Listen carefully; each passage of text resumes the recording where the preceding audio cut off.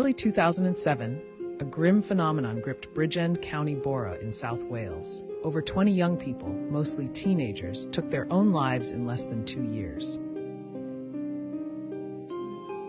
As headlines exploded, local families and experts warned of a dangerous contagion fueled by grief, fear, and media sensationalism. This is the story of Bridgend, where tragedy became a mirror for deeper systemic failures.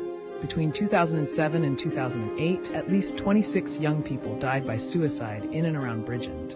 The victims were teenagers, some as young as 13. The method was often the same, hanging. The locations, chillingly similar. It wasn't long before the media took notice, and panic began to grow.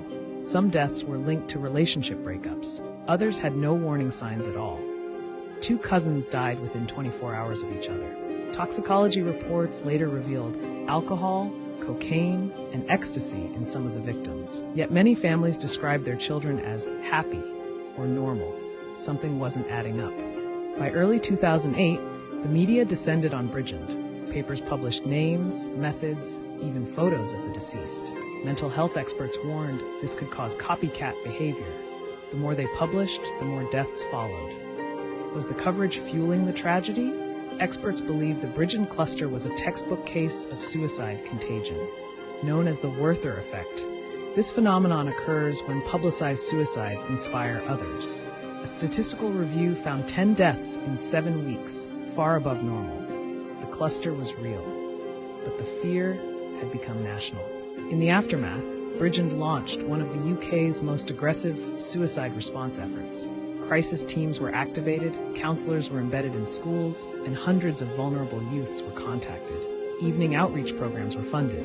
Parents began demanding answers. Families accused the press of exploiting their children's deaths.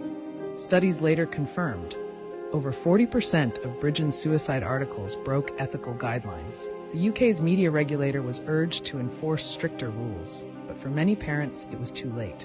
Many of the Bridgend cases remain without clear motive. No suicide notes, no diagnoses, just silence. Some say poverty and lack of opportunity played a role. Others blame an invisible grief culture passed between peers. The truth may never be fully known. Today, the suicide rate in Bridgend has fallen, but the scars remain. The story is not just about death. It's about systems that failed, silence that endured, and voices that must never be ignored again.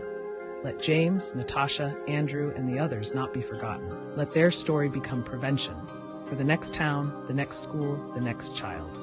If you or someone you know is struggling, please call Samaritans at 116-123. Help is always available. You are not alone.